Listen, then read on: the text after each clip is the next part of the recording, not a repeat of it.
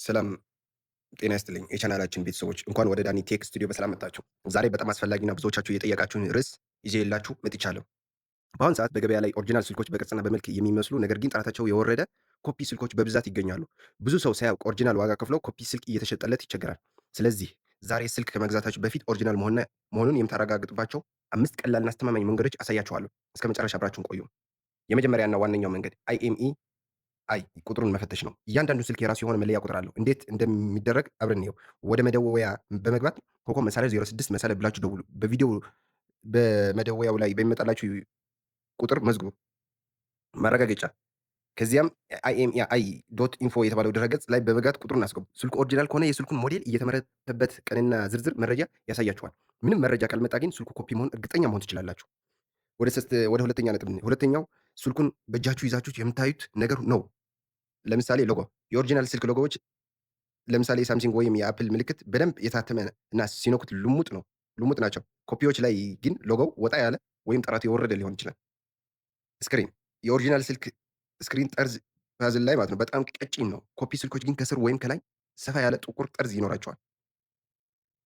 ወደ ሶስተኛ ነጥብ እንሂድ። አንዳንድ ኮፒ ስልኮች በሲስተም መረጃ ላይ ውሸት ሊጽፉ ይችላሉ። ለምሳሌ ስቶሬጅ 256 ጂቢ ይላል፣ ግን ቪዲዮ ስትቀርጹበት ቶሎ ይሞላል። ይህንን ለማወቅ መፍትሄው ሲፒዩ ዜድ የተባለው አፕሊኬሽን ከፕሌይ ስቶር ጫኑ።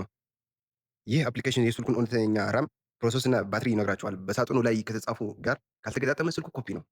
አራተኛ ነጥብ፣ ካሜራ መቼም አይዋሽም። ኦሪጂናል ስልኮች ላይ ካሜራው ከፍታችሁ ወደ ግራና ቀኝ ስታንቀሳቀሱት በጣም ፈጣን ስሙዝ ነው። ምልክቱ ደግሞ ኮፒ ስልኮች ላይ ግን ካሜራው ይቆራረጣል፣ ላግ ያደርጋል። ፎቶ አንስታችሁ ዙም ስታደርጉ ምስሉ ይፈራርሳል። ይህ ትልቅ የኮፒነት ምልክት ነው። ወደ አምስተኛ ነጥብ፣ በመጨረሻ ዋጋ አስተውሉ። አዲስ አይፎን 16 ወይም ሳምሰንግ S24 በግማሽ ዋጋ የሚሸጥላችሁ ሰው ካለ ያ ስልክ 100% ኮፒ ነው።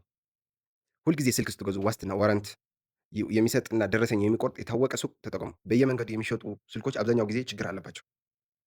አንድ ተጨማሪ የመጨረሻ ቦነስ ቲፕ ልስጣችሁ። ለሳምሰንግ ተጠቃሚዎች አንድ ሚስጥር ኮድ ልንገራችሁ። ስልኩ ላይ ኮከብ መሳለል 0 ኮከብ መሳለል ብላችሁ ብትደውሉ አንድ የፈታሽ ገጽ ይመጣል። እዚህ ላይ ሴንሰሩን፣ ስፒከሩን እና ቀለሙን መፈተሽ ትችላላችሁ። ኮፒ ስልክ ላይ ይህ ኮድ አይሰራም።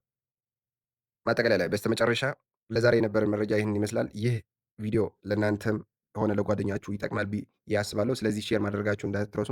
ቪዲዮ ከወደዳችሁ ላይክ አድርጉ። ለቻናሉ አዲስ ከሆናችሁ ደግሞ ለሌሎች የቴክኖሎጂ መረጃዎች እንዲደርሳችሁ ሰብስክራይብ አድርጉ። በሚቀጥለው ቪዲዮ እስከምንገናኝ ቻው።